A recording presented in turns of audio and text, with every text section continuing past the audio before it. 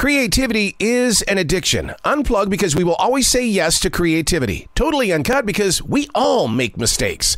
So let's just turn it into a tool. This is Arroe Unplugged. I don't know if it's the times that we're presently living or if we just don't know. We consume so much information and content that our mind, body, and soul have decided, I'm shutting down. I can't take any more in. So therefore, we really aren't listening to each other. And if we do go to social media, we're not really digesting it. We're just kind of just feeding this addiction of, oh, there it is. Pretty picture. Oh, squirrel. We're going in every direction, but we're not really putting ourselves in that position of receiving, digesting, activating.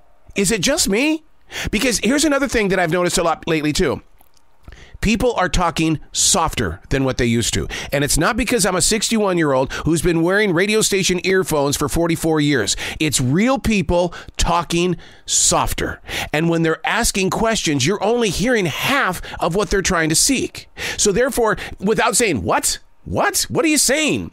What we do is we assume we know what they're saying, shoot off an answer, and they're going, well, that was pretty weird. That's not what I was talking about at all. Am I the only one? I can't be. There's so much change with our communication skills going on. If we don't pay attention now, then we're going to have bigger thumbs because that's where we're going to go. We're going to go to texting and stay right there. Hey, it's Arroe. This is The Daily Mess, a chronological walk through an everyday world. I am a daily writer, a silent wolf. That means I study life. I listen to it. I converse with it. We build with it. And when we make mistakes, who cares? Okay? I'm not perfect. You're not perfect. Okay, you learn from it and we start all over again. That's what it's all about. This is The Daily Mess. So I'm going to ask the question, and I'm going to say it loud enough to where you can hear it. What are we in it for? What are we in it for? How often do you ask yourself that very question? What are we in it for? What's in it for me, right? During my 3 decades of broadcasting, I created with a long list of extremely talented people that wouldn't budge 1 inch unless it was agreed upon by all parties that there would be something in it for them.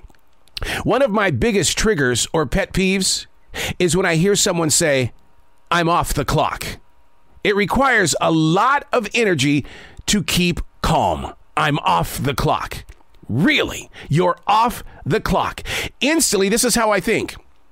I'm going to walk outside this building one day, and we're both going to be off the clock.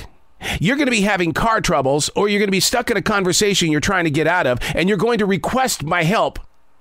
But the question is, am I going to say, I'm off the clock? We're only co-workers. We're not really friends out here in the real world. Oh, I couldn't do that.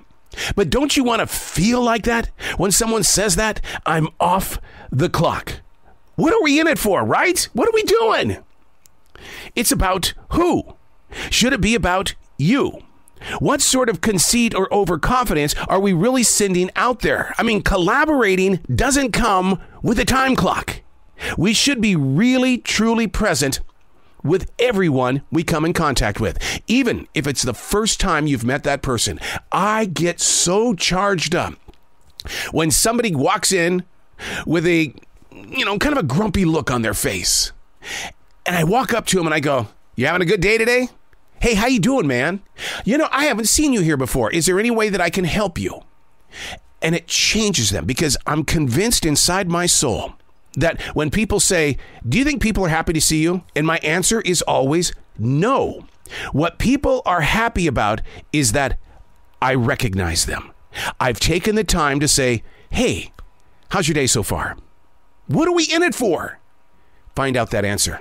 I'm Arroe, and that's The Daily Mess.